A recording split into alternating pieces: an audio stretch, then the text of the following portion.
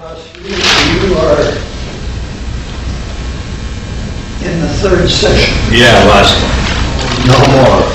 I'm sick and tired of all this.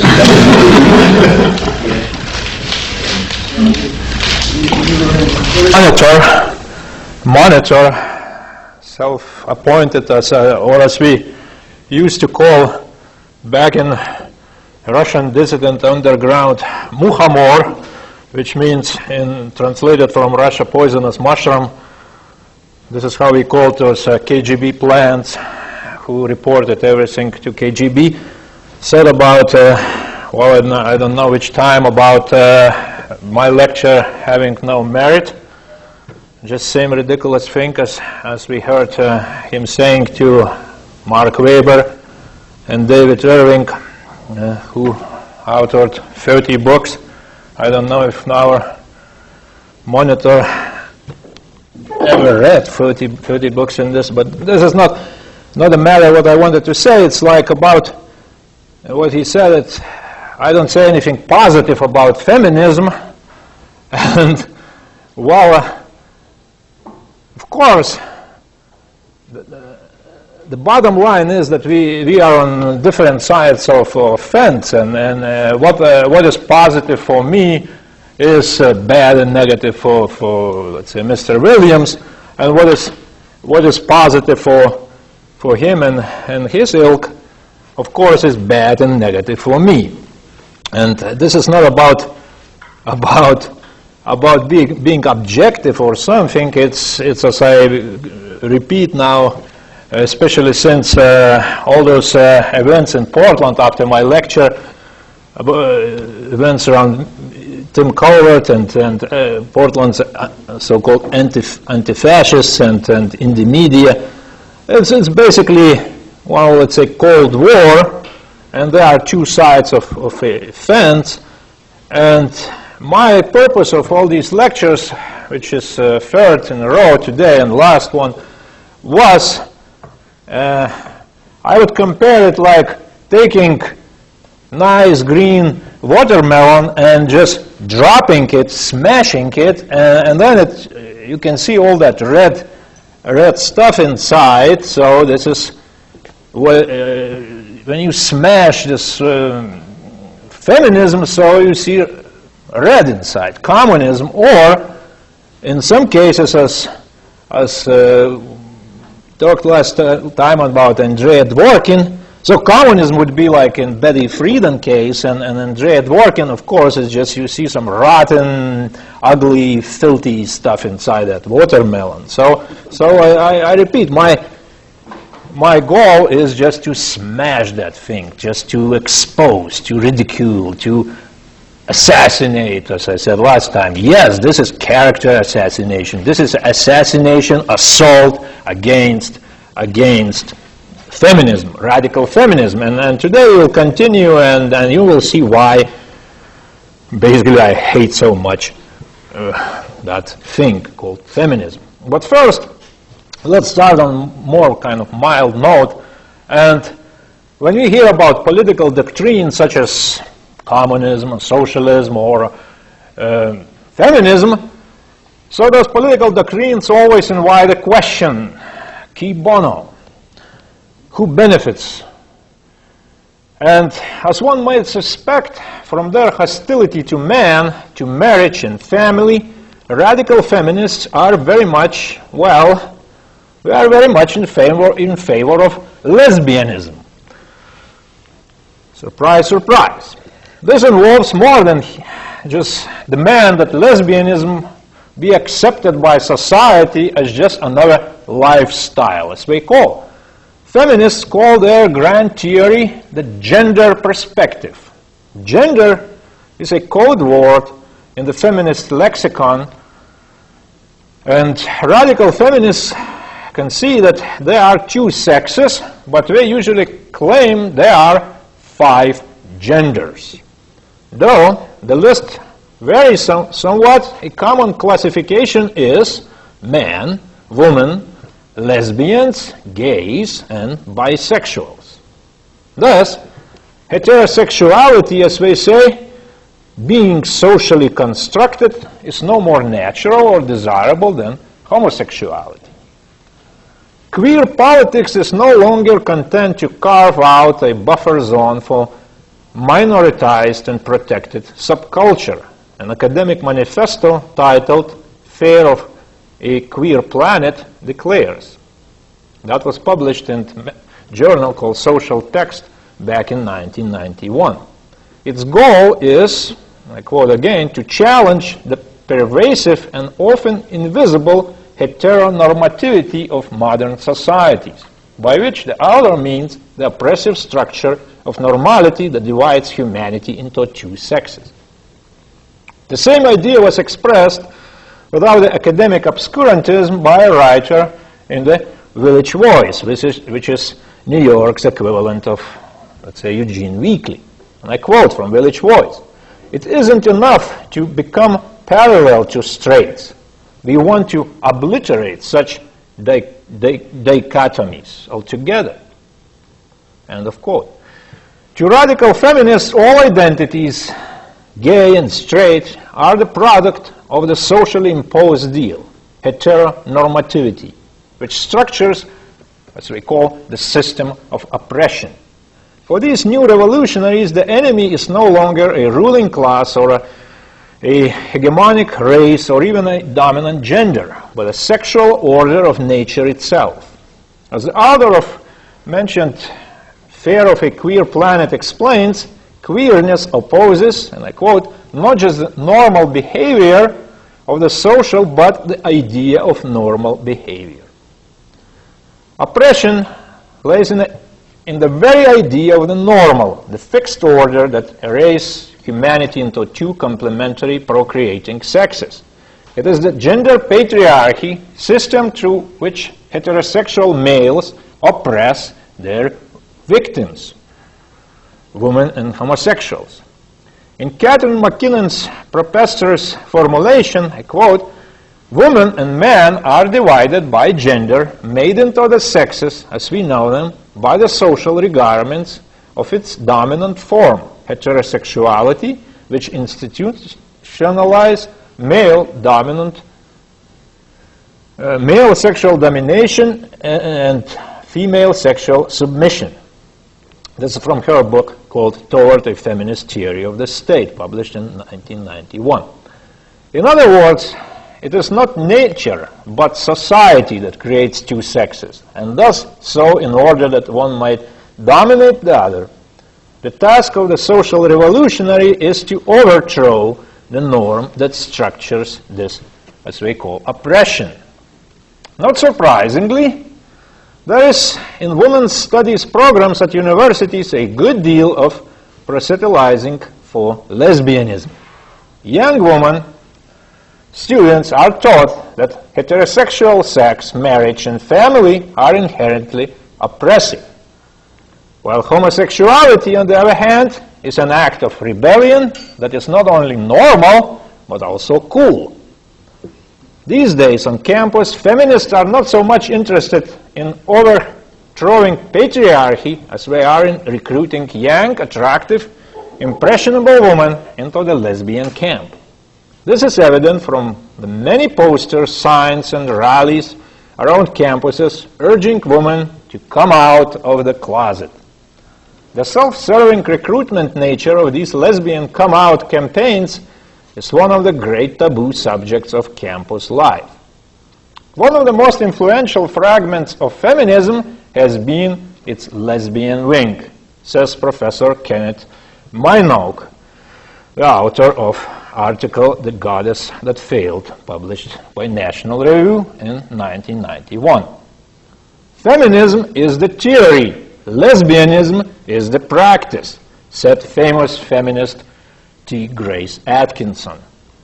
The simple fact is that every woman must be willing to be identified as a lesbian to be fully feminist, said Sheila Cronin in National Now Times in January 1988.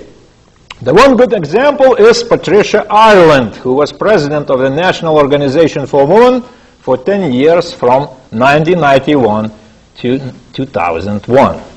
She is bisexual. That is, she has a male husband plus a live-in lesbian lover, Pat Silverthorne, a longtime activist in the Socialist Workers' Party. But in a campaign against her, another candidate for her office alleged that Ireland was not fit for the task because she was only part lesbian. Well, that's how it is. Too many women who call themselves feminists are uncritical accepting the ideology because it, like all the others, provides a convenient crutch in life and does away with the need for personal responsibility. Interestingly, the more intelligent ones, like Tammy Bruce or Christina Hoff Sommers, have tended to rethink their views as they have grown older. Unfortunately, feminists have already done much damage to individuals, to families, and to institutions of society. And as I showed in my first and second lectures 2 previous weeks, they are nothing but useful idiots who are undermining our societies, our nations, our civilization, our survival as a race. Women's liberation, if not the most extreme, then certainly the most influential neo-Marxist movement in America, has done to the American home what communism did to the Russian economy, and most of ruin is irreversible. By defining between man and woman in terms of power and competition instead of reciprocity and cooperation, the movement tore apart the most basic and fragile contract in human society, the unit from which all other social institutions draw their strength, says Harvard professor Ruth Wiss. Extensive sociological changes like those brought about by the ideologies of communism and feminism don't just happen, they evolve. However, they don't just evolve on their own. They are brought about by changing the attitudes of population. And those attitude changes must be nurtured, propagated, instilled in people, and often they are forced upon them. Even if the people in the end fully embrace and support them, these radical ideas still originated somewhere, and the impetus to make them generally accepted has to come from somewhere and someone. Feminism was promoted for the purpose of destabilizing society and creating dysfunctional people. Stunted people can be brainwashed and manipulated. In his book called The American Sex Revolution, Harvard sociologist Pechorim Sorokin reviewed the history of societies through the ages and found that none survived after they ceased honoring and upholding the institution of marriage between a man and a woman. Well, marriage is a fragile institution. When it came into existence thousands of years ago, it spawned civilization, history itself. What took thousands of years to evolve and took much nurturing is now almost gone. The family, the crucible of morality and social order, was where the most lethal damage was done, as the sexual revolution reshaped family life. Whereas single motherhood and divorce had once been stigmatized, after ending a marriage was made easier since 1960s, 1970s, it became wrong to object to lone motherhood, and the damage to children was denied or ignored. As the props of marriage were kicked away, it became progressively emptied of meaning, and families broke up more frequently. Feminism told women they could do without man and exiled fathers from the family. The outcome has been the creation of social and moral deserts in communities where there are no committed fathers, relationships are transient, and children's lives are devastated. And this is what I call today's lecture, Poisonous Fruits of Radical Feminism. And now I will talk in detail about those poisonous fruits and And I have all references to sources, but just to save time, I will skip mentioning that this taken from U.S. Census, this taken from some other source. Who is interested, I would gladly give any source, and I have much more, because when I was writing my book 10 years ago about all these matters, so I collected enormous amount of information, but I use today only small portion of that. Modern feminism is evil because it ultimately makes women and men unhappy. In an article published in the most recent issue of journal called American Economic Journal, Economic Policy, Betsy Stevenson and Justin Wolfers of the Wharton School of Business at the University of Pennsylvania show that American women over the last 35 years have steadily become less and less happy. And this is, as I said, from August of this year issue of American Economic Journal, Economic Policy, pages 190 to 125. Women were liberated from the home, from their husbands, from their children, from having to bear children at all. And fathers were liberated from their authority, and children were liberated from limits, from rules, even their parents. And the entire population was liberated from moral and ethical standards. Yet it turns out that those things were precisely what held society together. Family values have been so scorned since 1960s, 70s, that we are left now with neither families nor values. What do we have? Rampant illegitimacy, sexual diseases, widespread divorce, and a few generations of unloved, undisciplined, and uncared for kids. Since 1963, when Betty Friedan's The Feminine Mystique was published, America has experienced an unprecedented breakdown in the family. An even worse situation is in Europe. Ideas have consequences is the title of the late conservative writer Richard Weaver's famous little book, and the success of feminist ideas has had consequences for this country and for many other countries. We may be seen in the 1,000% increase in the number of unmarried couples living together in the United States, from 523,000 in 1970 to 5.5 million today. The 2000 census also reported that for the first time in America's history, nuclear families account for fewer than 1 in 4 households, while single Americans who live alone are now 26% of all households. So, obviously, marriage is out of fashion today. After 1960, the marriage rate dropped precipitously, and the divorce rate, as I said, rose alarmingly. The U.S. divorce rate is up 350% since 1962. More than half of all first and second marriages today end in divorce. Nearly 60% of those involve children under the age of 18, and each year more than 1 million children will see their parents split up.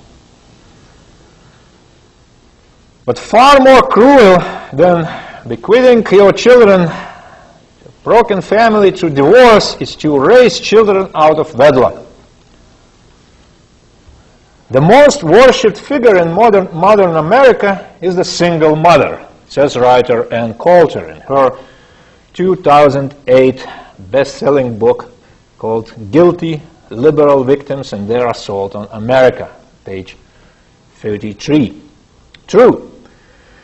True single mothers are women who by their own volition have done everything in their power to ruin their children's lives before they are even born. It makes no difference if the pregnancy was unplanned, unwanted, or accidental. And many aren't any of those. Getting pregnant isn't like catching the flu, says Ann Coulter. Getting pregnant isn't like getting cancer. Single mothers don't occur randomly in the population. But today, less than 15% of children are born into and grow up in an intact household with their biological father and mother. More than one-third, 38% of children in America, are currently born to unwed mothers. The illegitimacy rate has gone up by more than 300% since 1970.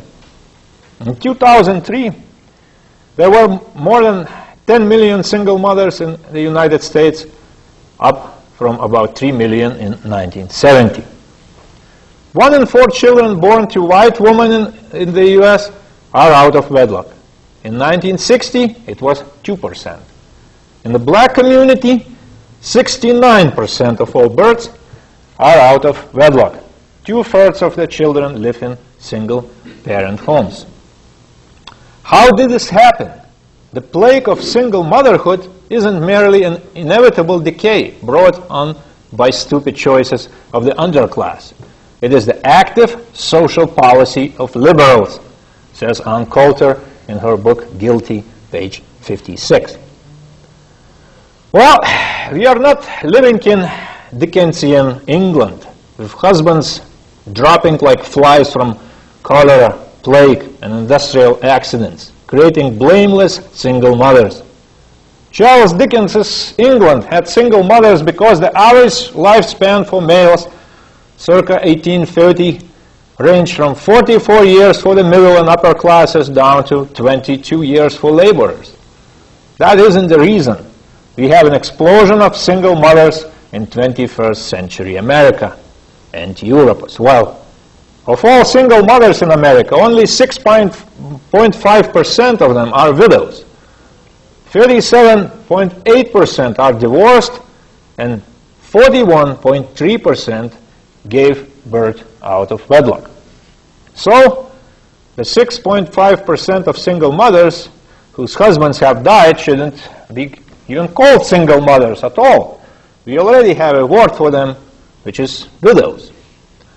We have single mothers because more than 1 million women choose to have children out of wedlock every year in America and do not then wed or give the babies up for adoption. By their own choices, they consign their children to starting life with second-class status.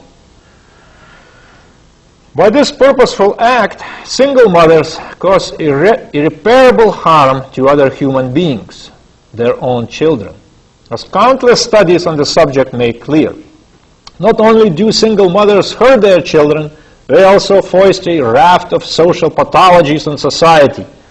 Look at almost any societal problem, and you will find it is really a problem of single mothers. The evidence of the damage of single parenthood is so blindingly obvious, even liberals have started to admit it.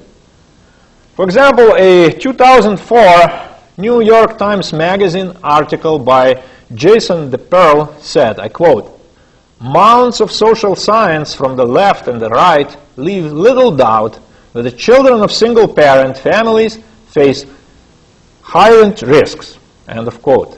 Calling a single-parent family a double dose of disadvantage, the Times article cited as the definitive text a book by sociologist Sarah McClanahan and Gary Sandifer that concluded back in 1994, and I quote from that book, "In our opinion, the evidence is quite clear. Children who grow up in a household with only one biological parent are worse off on average than children who grow up in a household with both of their biological parents, regardless of the parent's race or educational background," end of quote. Well, that's an understatement.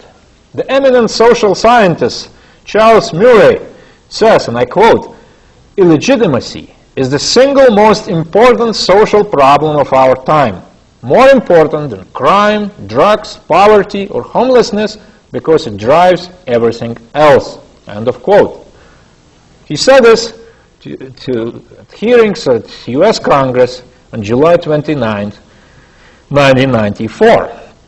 Studies show that children in single-parent families are more likely to be victims of poverty than kids from two-parent families. And that's understandable. On average, children in single-parent, single-mother homes have less than one-third the median per capita income of children from two-parent homes, and half of them fall below the poverty line. What does Myron Magnet reports in Fortune magazine on August 10, 1992, I quote, "Growing up in a single-parent family puts its mark not just on a child's external economic circumstances, but on his or her innermost psyche as well." End of quote. A nationwide study for the National Center for Health Statistics showed that children from single-parent homes were up to 200% more likely than children from two-parent homes to have emotional and behavioral problems. At least 80% of all adolescents hospitalized for psychiatric and emotional problems were from single-mother homes. Fatherless children are at dramatically greater risk of suicide, says National Centers for Health Statistics Survey on Child Health for 1993. 3 out of 4 teenage suicides occur in households where a parent has been absent. Teenage suicides now are triple what they were in the early 1960s. In a study of 146 adolescent friends of 26 adolescent suicide victims, teens living in single-mother families are not only more likely to commit suicide, but also more likely to suffer from psychological disorders when compared to teens living in intact families, says David Brandt and his colleagues in an article titled "Post-Traumatic Stress Disorders in Peers of Adolescent Suicide Victims, Predisposing Factors and Phenomenology," published by Journal of the American Academy of Child and Adolescent Psychiatry in 1995, pages 209 to 215. So here's the lottery ticket that single mothers are handing their innocent children by choosing to raise them without fathers. 85% of all children that exhibit behavioral disorders come from fatherless homes. 90% of all homeless and runaway children are from fatherless homes. 71% of all high school dropouts come from fatherless homes. 75% of all adolescent patients in chemical abuse centers come from fatherless homes. 63% of youth suicides are from fatherless homes. Controlling for socioeconomic status, race, and place of residence, the strongest predictor of whether a person will end up in prison is that he was raised by a single mother.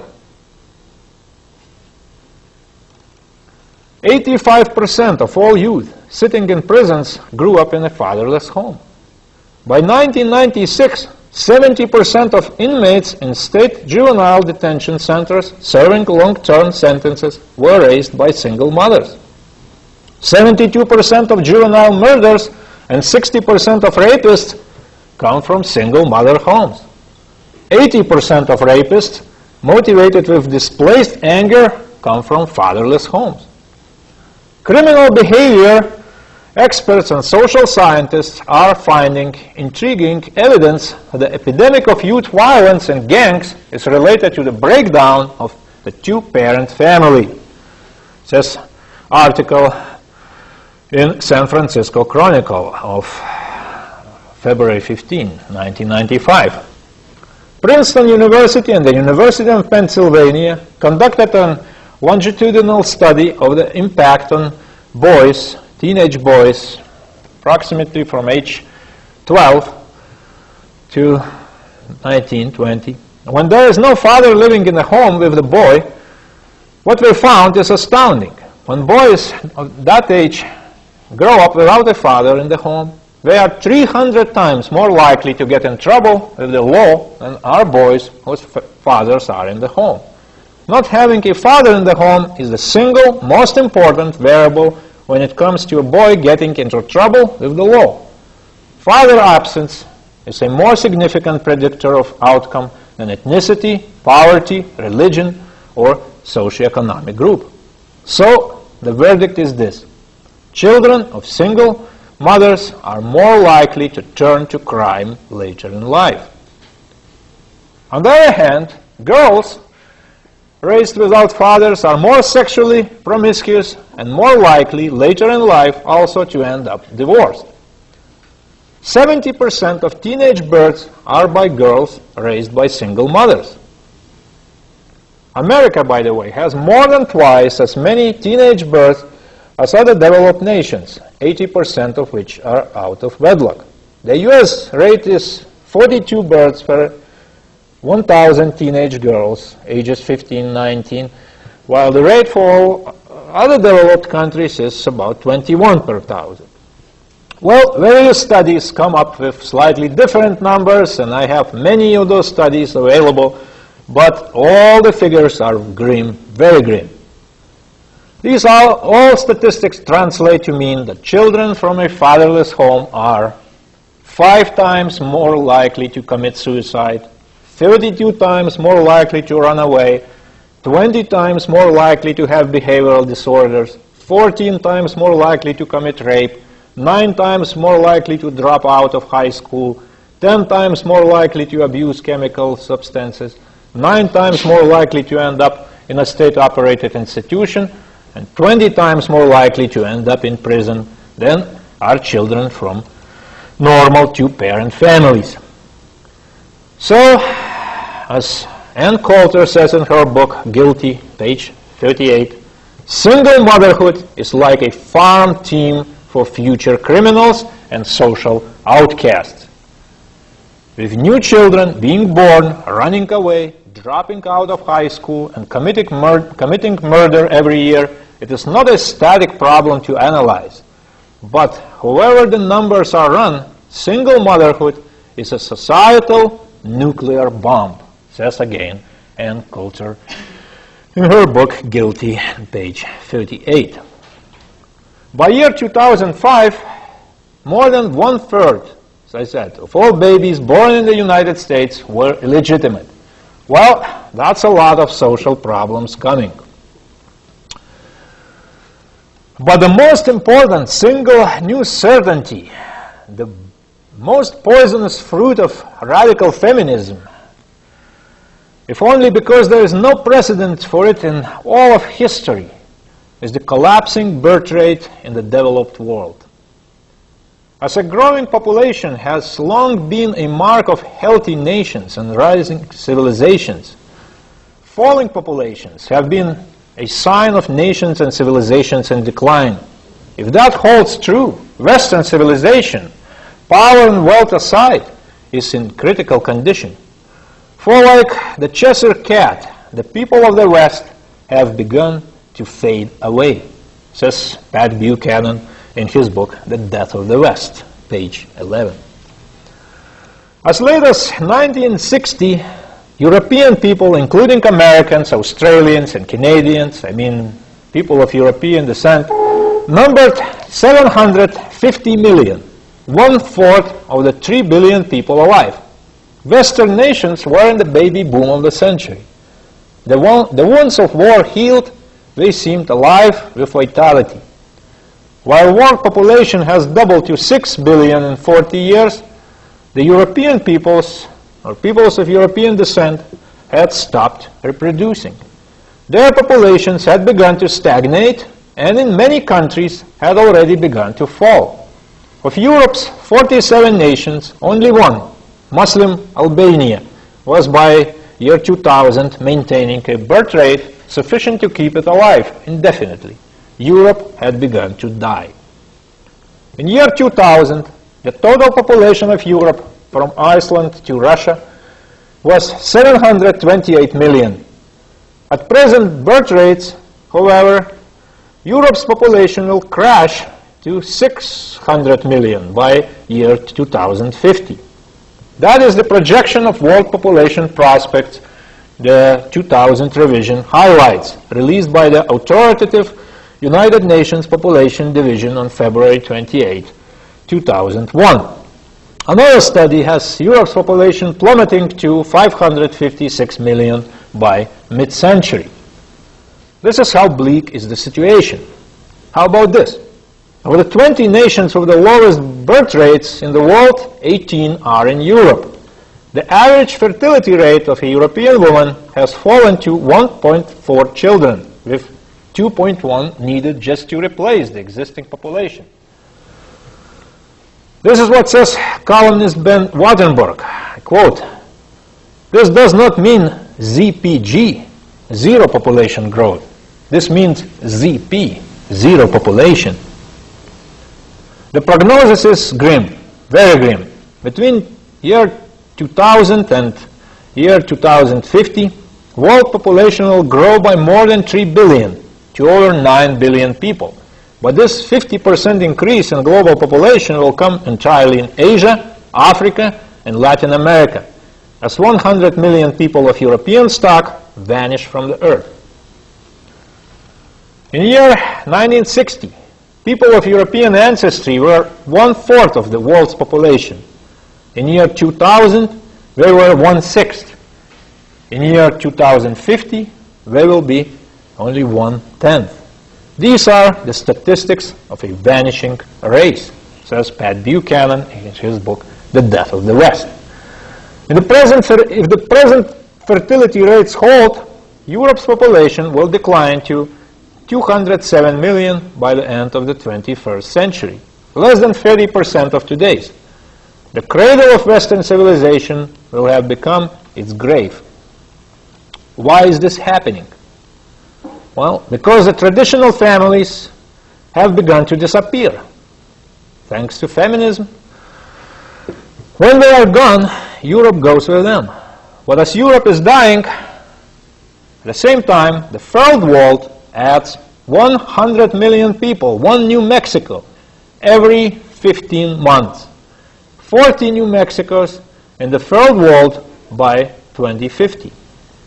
While Europe will have lost the equivalent of the entire population of Belgium, Holland, Denmark, Sweden, Norway, and Germany. As T.S. Eliot wrote in his poem, The Hollow Man, this is the way the world ends, not with a bang, but a whimper. Well, some absolutely harrowing trends emerged last month from the annual World Population Data Sheet released by the Population Reference Bureau in Washington. And I will quote here from CNN news story of August 12th of this year.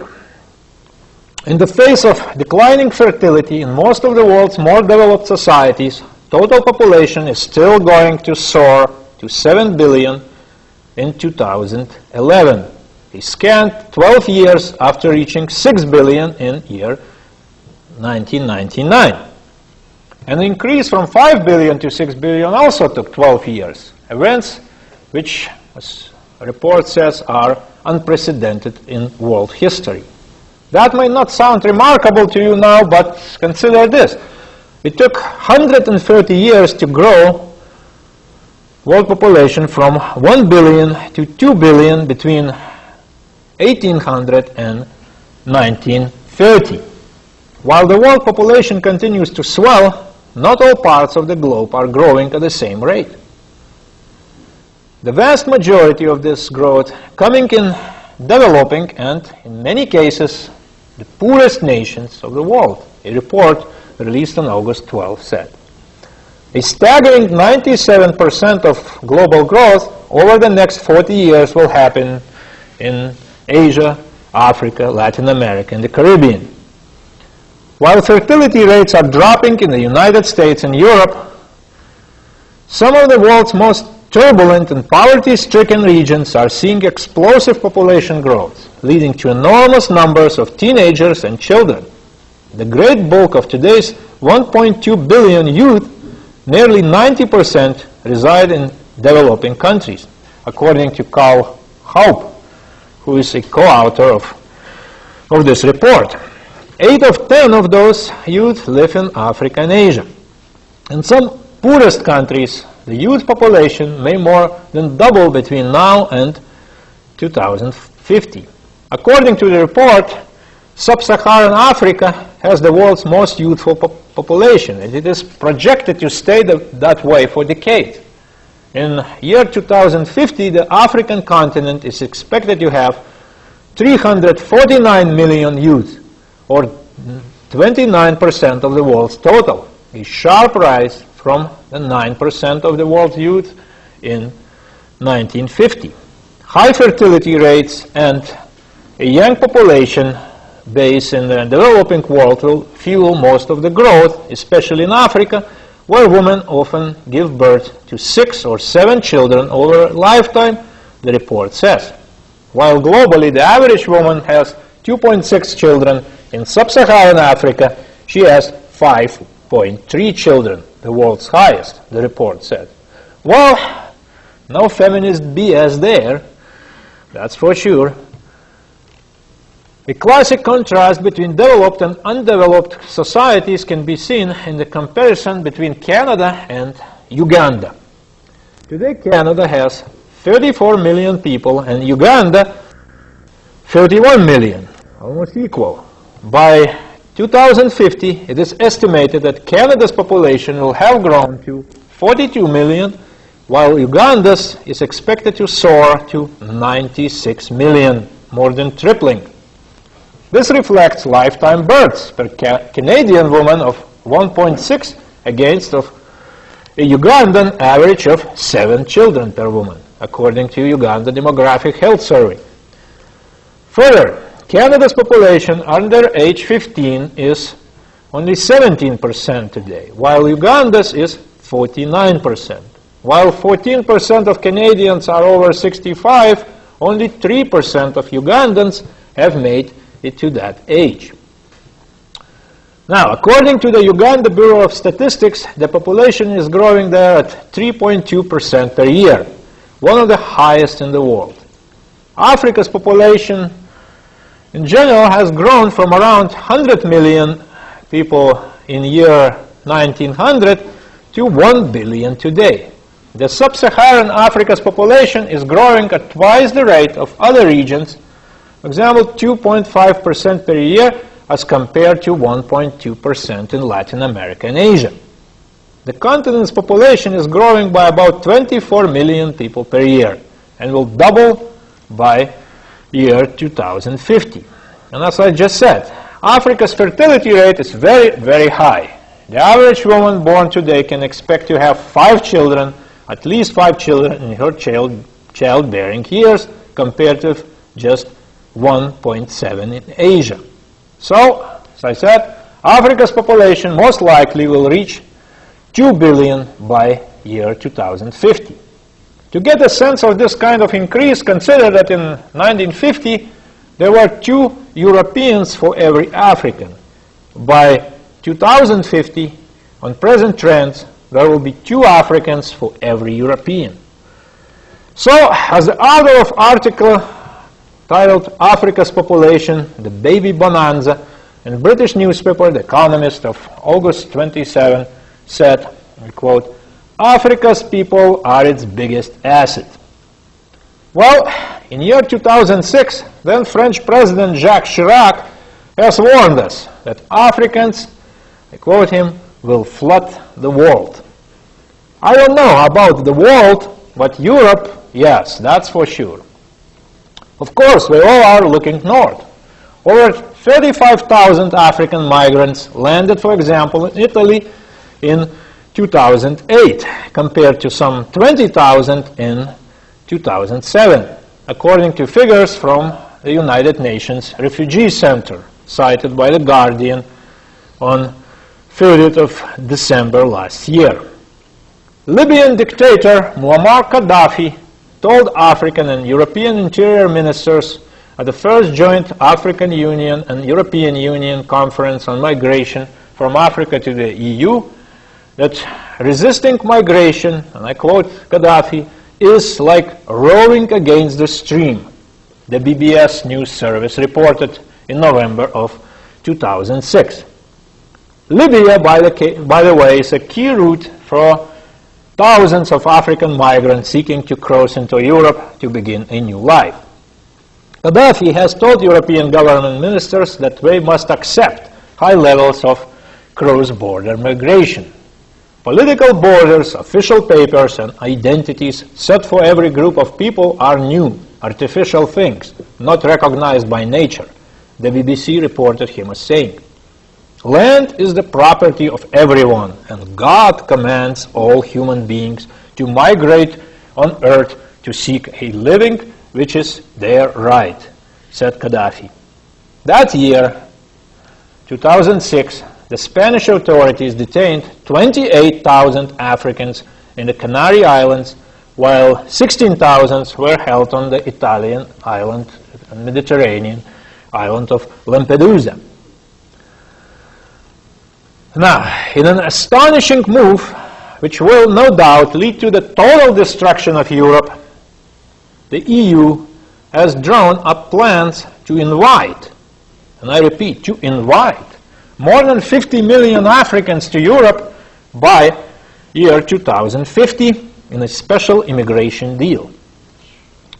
There were 3 articles published recently, October of last year and January of this year, a British newspaper, the Daily Express, from which I took all this information.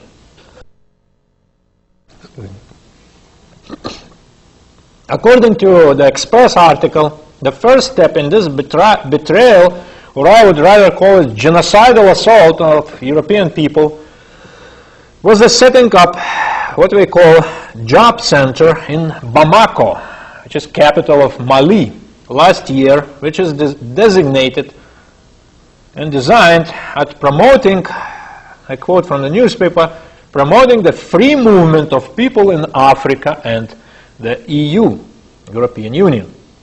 Another such center for migrants seeking work in Europe has been opened secretly in January of this year in the West African state of Cape Verde.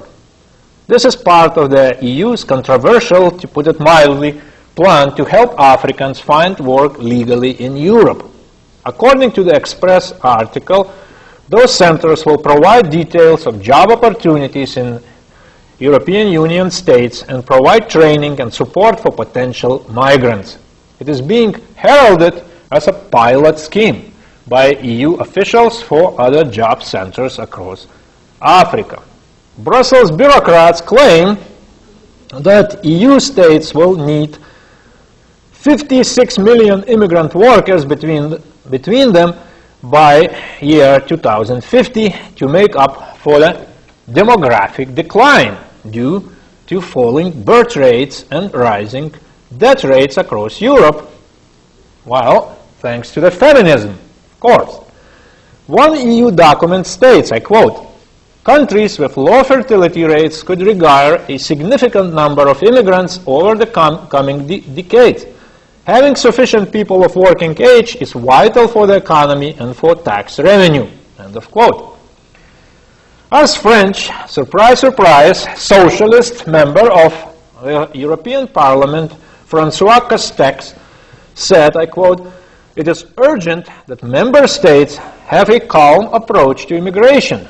To say, yes, we need immigration, we must accept it.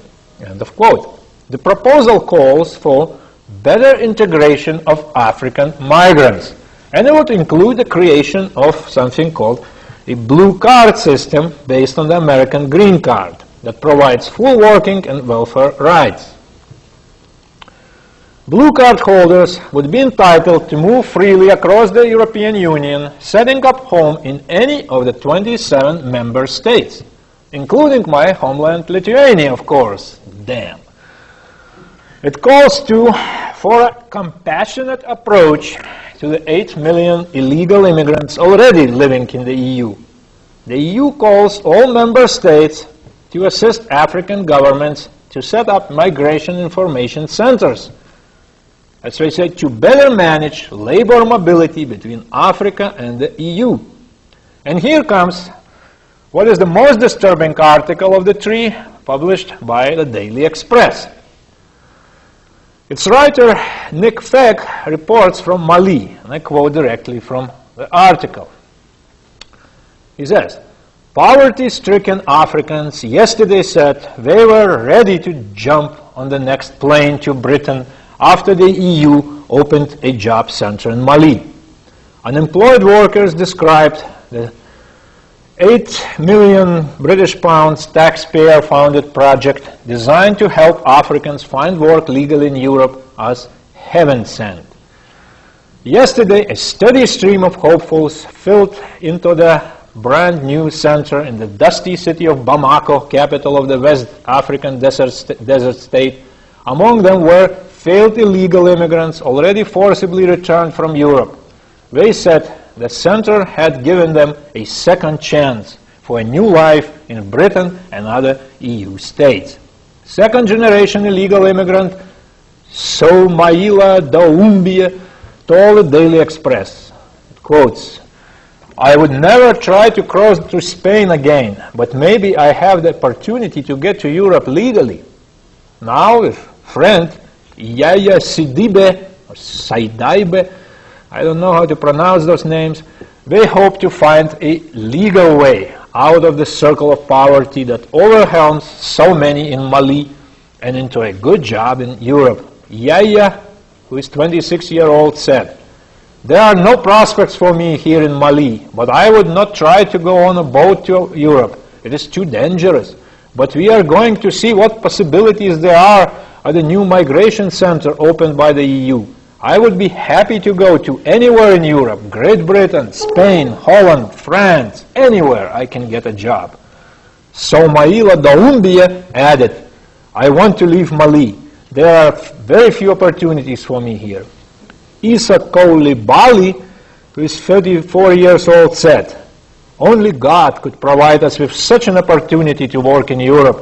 I have nothing here. I have no home and have to sleep in the mosque with my wife and 2 children. I am ready to go now. Just take me to the plane and I will get on it now." Well, according to some sources, the main mastermind behind this is Jacques Attali. And it is not so secret. And, well, maybe we should consider making some presentation in the future on Jacques Attali in his book about the future of the world. And I studied him in great extent, and I just, shame I can't more spend time on speaking about him. But he recently described the explosive demographic in Africa as a fantastic chance.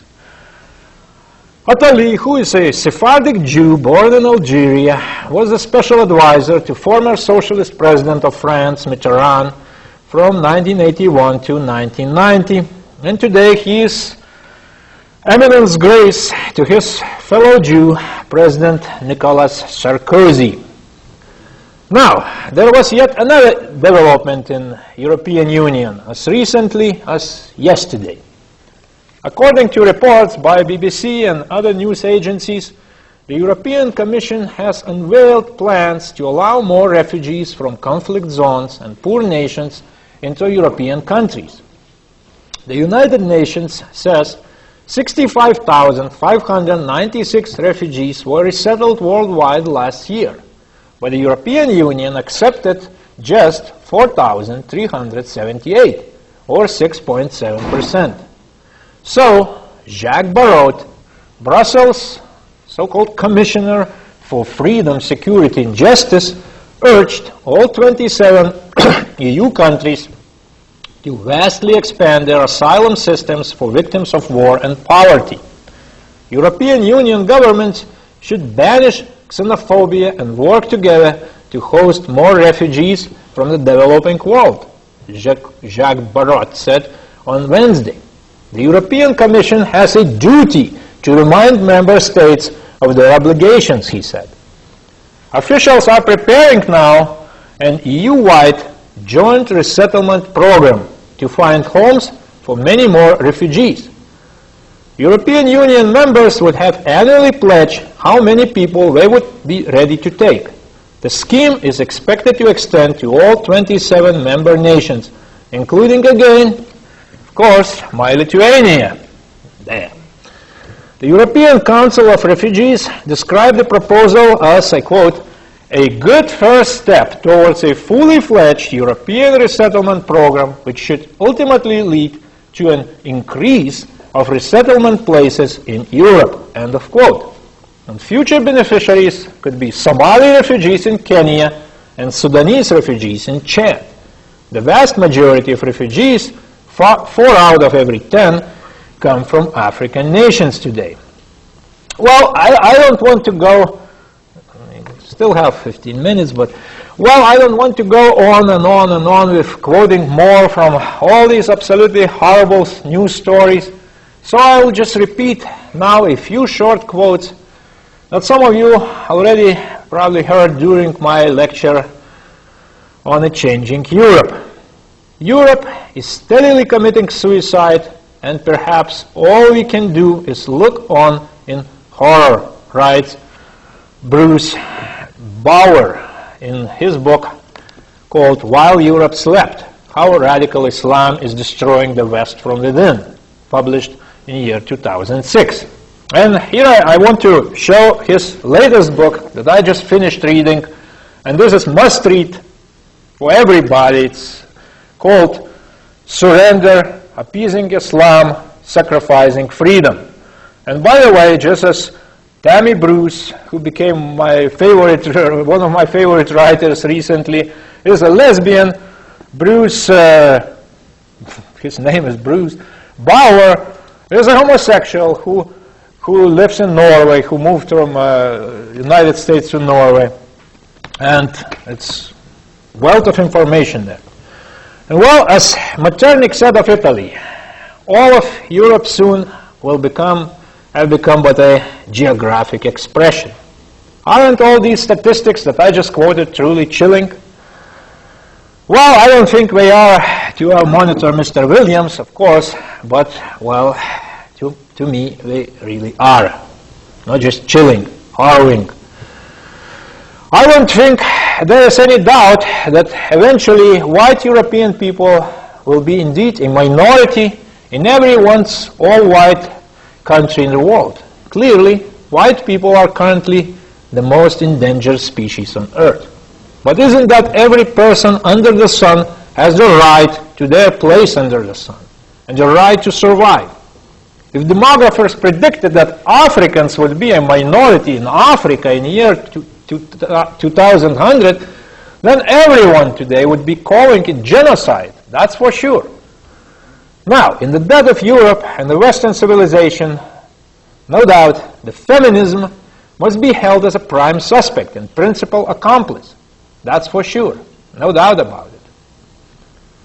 Back in year 1990, Katerina Rensky, an author far less famous than all the feminists I quoted so generously in these 3 lectures, she published in Britain a book called Empty Hearts and Empty Homes, in which she addressed the inevitable result of all that feminist anti-male, anti-marriage rhetoric.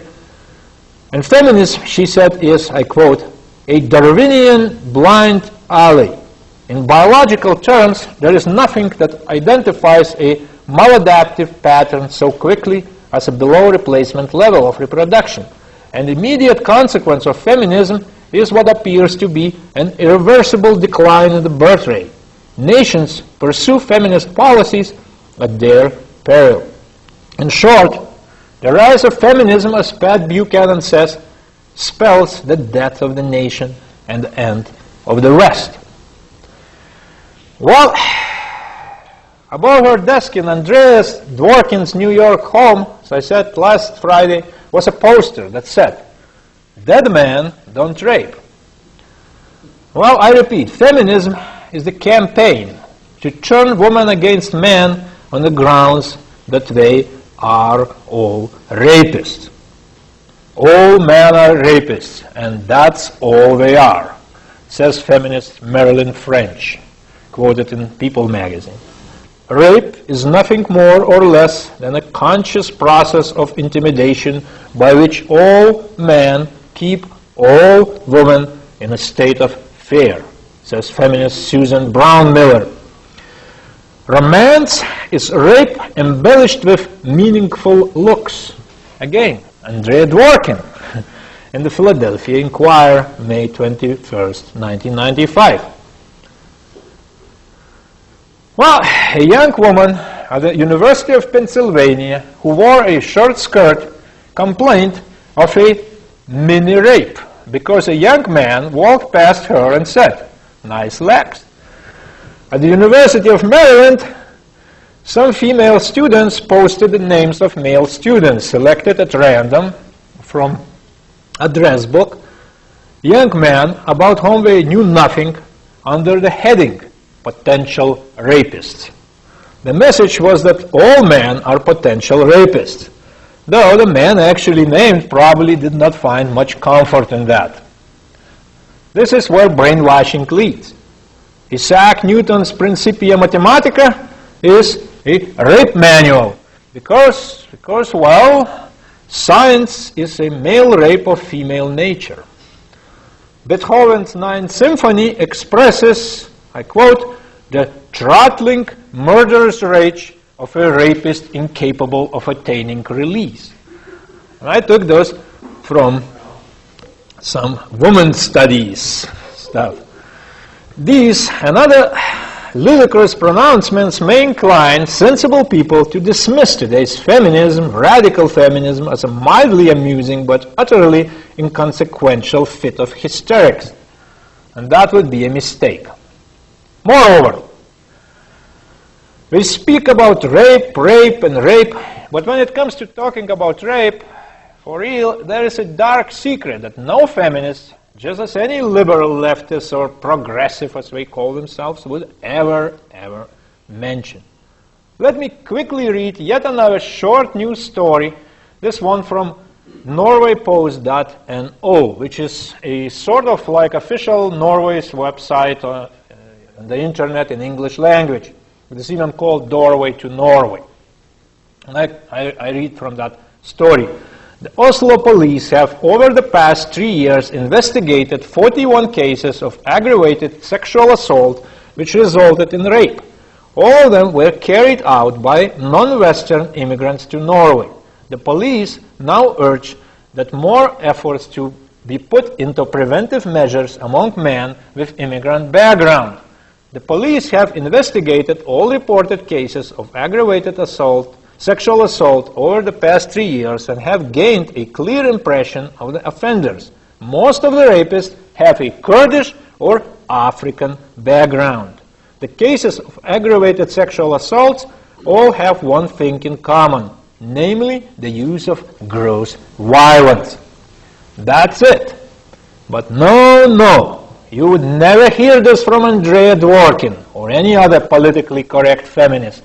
They don't speak about this kind of rape.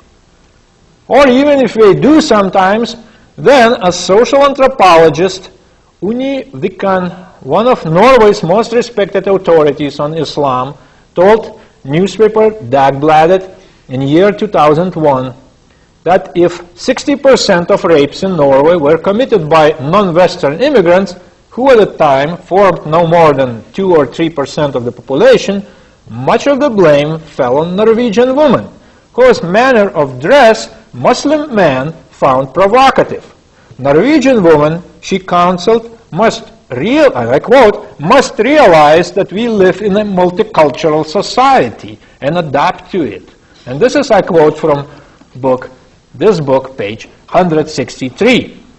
Well, when year 1988, the year when we just arrived to America, in New York, a 15-year-old black girl named Tawana Brawley's spectacular charge that several white men, including Assistant District Attorney in Dutchess County, New York, Stephen Paganis, whose name Brawley, just as those feminist students, Brawley had picked out of a newspaper article, had abducted and raped her, was shown to be completely false.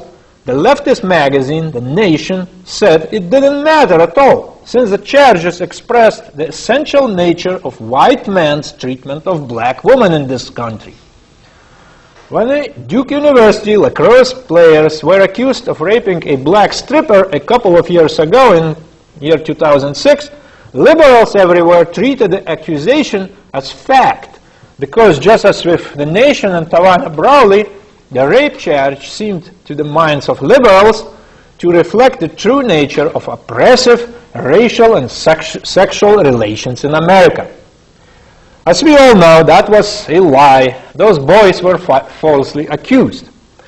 To see the real truth of the matter, let's take a look at the U.S. Department of Justice document called Criminal Victimization in the United States for year 2005. And I have that whole document opened right here on my computer, so if somebody doesn't believe, well, check for yourself. 4 minutes. Yes, that's exactly what I need. In Table 42, entitled Personal Crimes of Violence 2005, percent distribution of single offender victimizations based on race of victims by type of crime and perceived race of offender, we learn that there were 111,590 white victims of rape and 36,620 black victims of rape in year 2005.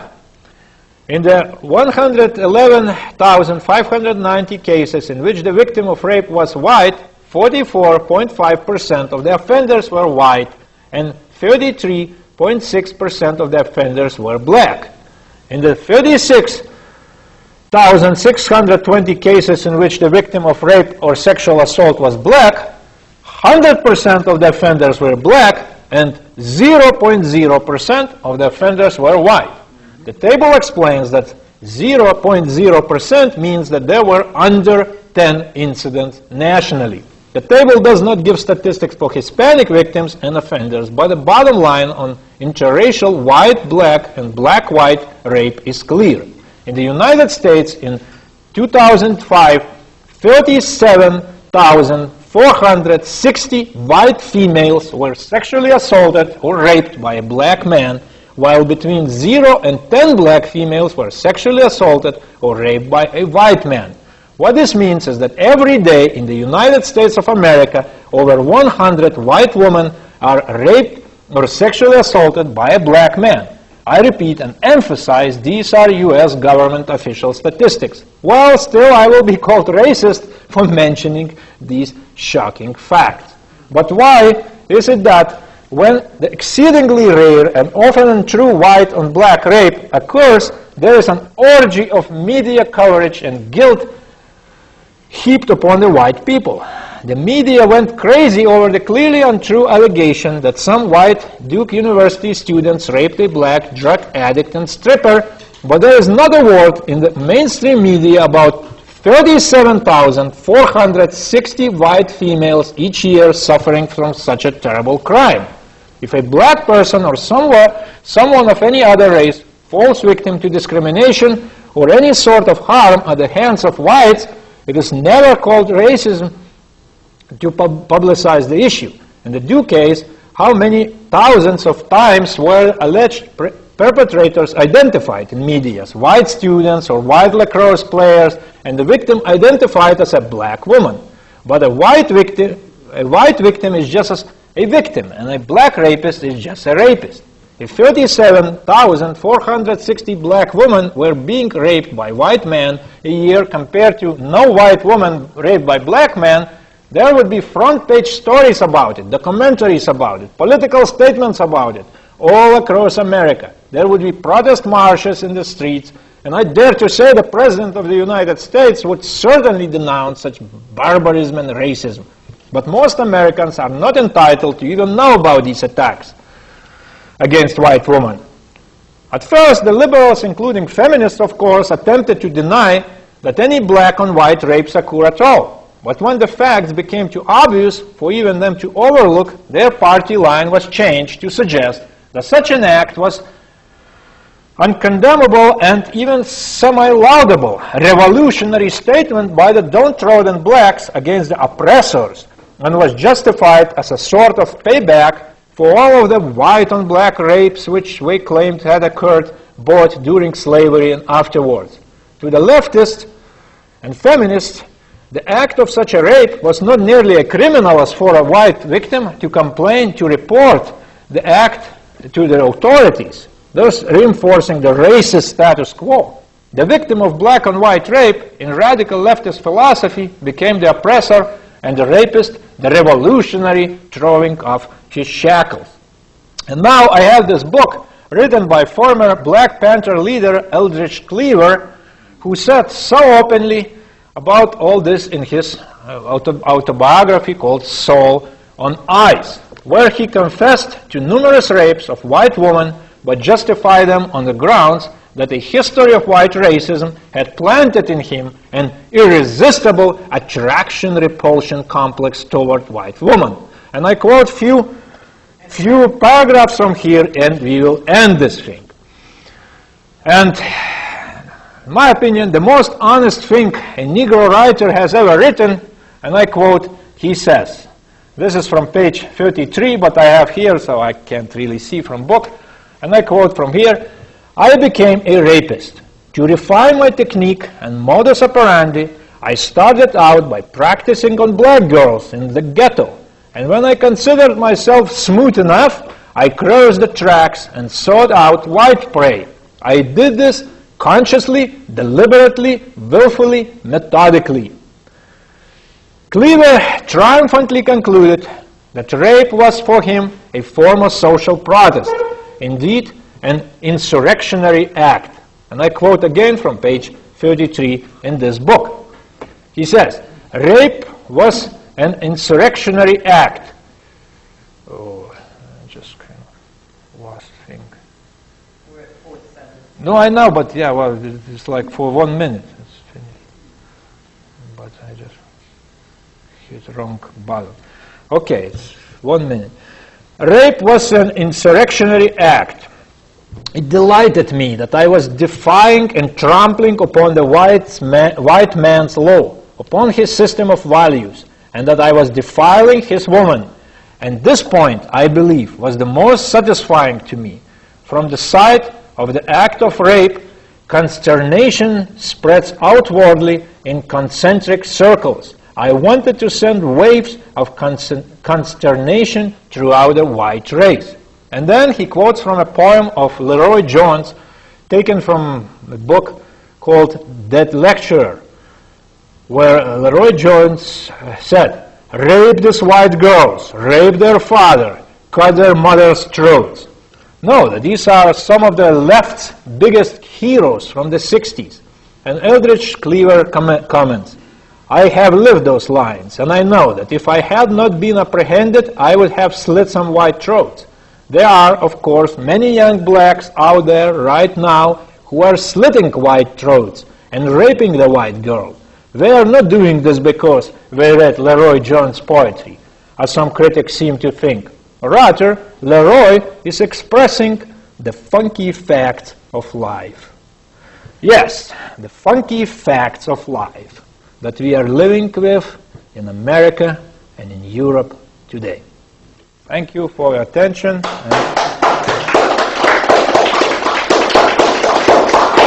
And those who don't trust me and say this is something I dreamed last night, well, this is page 33 of a book written by Eldridge Cleaver. It's here. Anyone can check for himself. No, we still have some. I just wanted to finish this thing. I think you said so much that you ought to set aside a half hour or 3/4 of an hour of some future to comment on all the comments you made. I had a lot of them to make, but it's so I think that you think that's a good idea.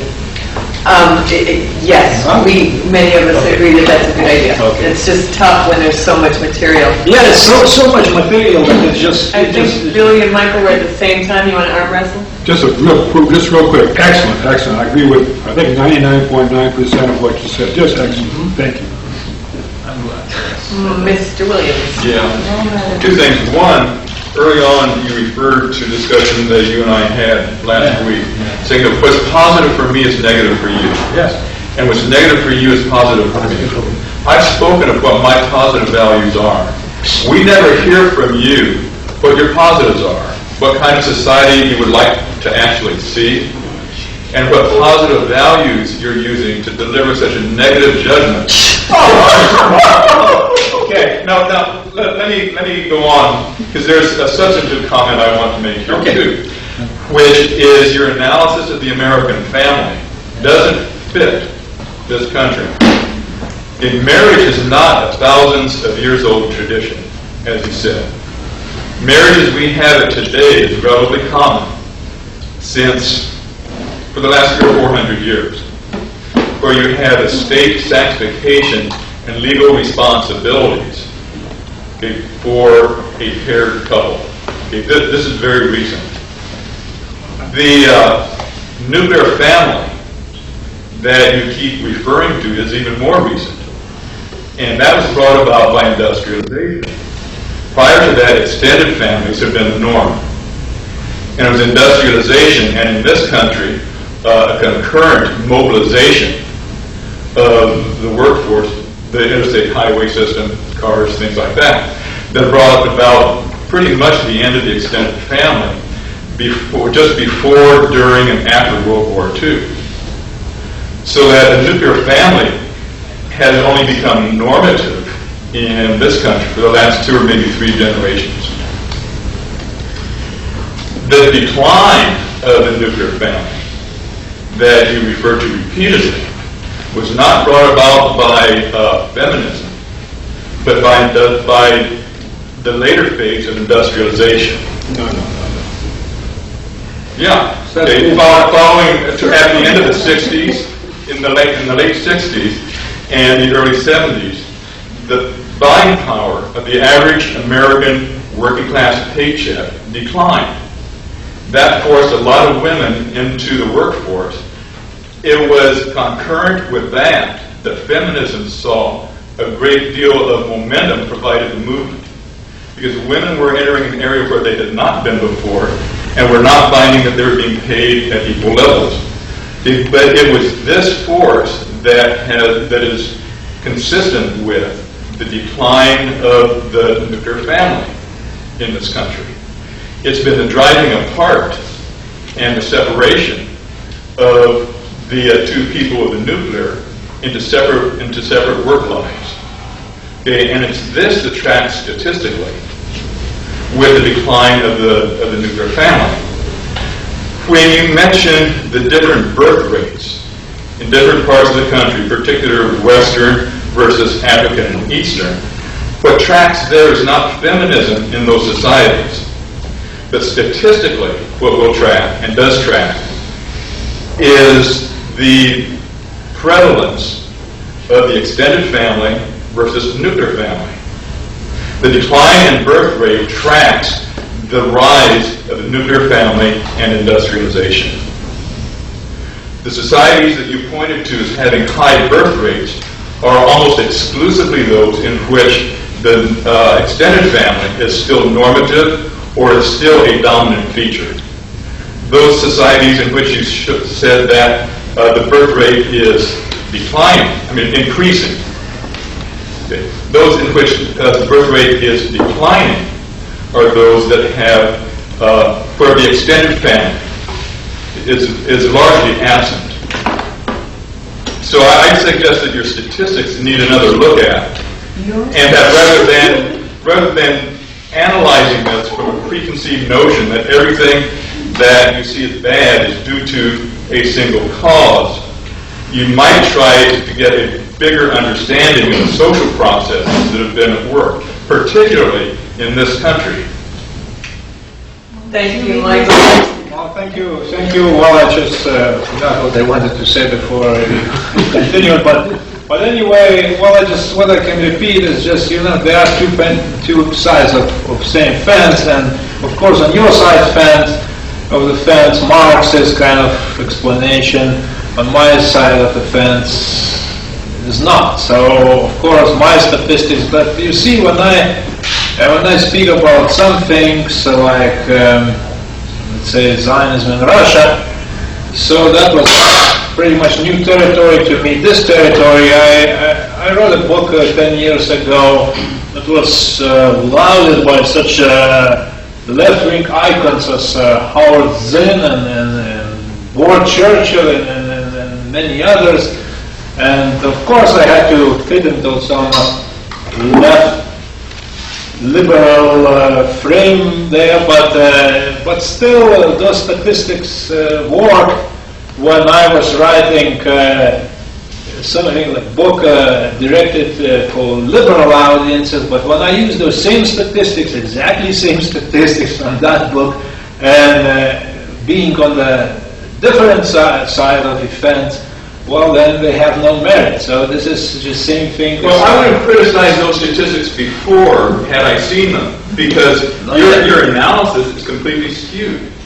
Oh, well, it's on my side of the fence And just to chime in, Michael, on your piece, I got from Valdis's lecture that he said feminism was held as a prime suspect and perhaps a principal accomplice. And I didn't hear you really addressing the topic of today's discussion in your rap just now. I wonder if you want to say anything other than... but maybe some other people want to say it, and we still have and actually, I don't know who's first, but since you haven't spoken yet. Yeah. Just as well, I'm confused about the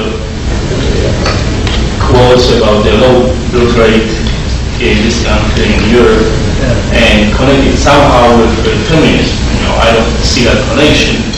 I mean, obviously, there's high rate of birth rate in the poor countries than correct. I mean, it's unimaginable for this country in Europe to have this high rate. This country as well in Europe, 18th century or 17th century had a high birth rate, but that was all because of the poverty, not anything to do with feminism. So, the single mothers in this country. How it's connected?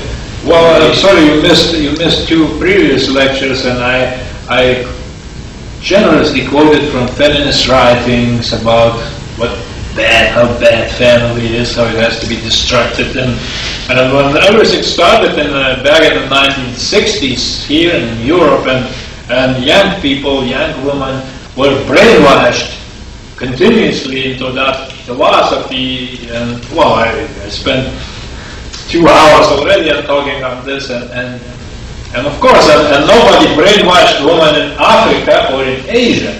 So of course they, as Mr. Williams said, they still have that normal family, extended families in many cases, and of course we have 6 children instead of none. Well, normally, there are more children there out there. The better. In poor family, no, but in this country, usually the families which are poor, which should have the children, they have lots of children. So that's really of course, those who are poor usually very less educated, and they don't know much about feminism, about all those philosophies, and yeah. Well, and we're at 2 minutes. I'm sorry, I forgot Barbara is next. Barbara. I'm having a little trouble here with the explanation, the explanations of when we have more children and when we don't. One of the things about the United States, for example, you had larger families when you had more of an agrarian society, which is what happened as you had the movement to the West. There were large families. The mortality rate may ultimately have been higher, but families were big. I don't know what else I was going to say there. Sorry, I'll defer to Billy. I want to reply to you, Michael, because if you're going to ball this on too narrow of a framework of interpretation, I'd like to say the same about your analysis, which strikes me as being neo-Marxist, and it leaves out several things, but 2 in particular. One is sociobiology, which you seem to totally ignore, namely that we are, as primates, certain kinds of creatures. And 2 is the evidence of history. I happen to be a student of Mesopotamian history, And if you read the translations of cuneiform texts, you'll find nuclear families throughout. Now, there may have also been extended families, that may have even been majority, I don't know. But there's abundant evidence of nuclear families, father, mother, children in Mesopotamia that long predates the Industrial Revolution. So your analysis is based on Marxian principles that strikes me as being My whole horribly analysis is limited. not Marxist. Well, that's what you don't realize it.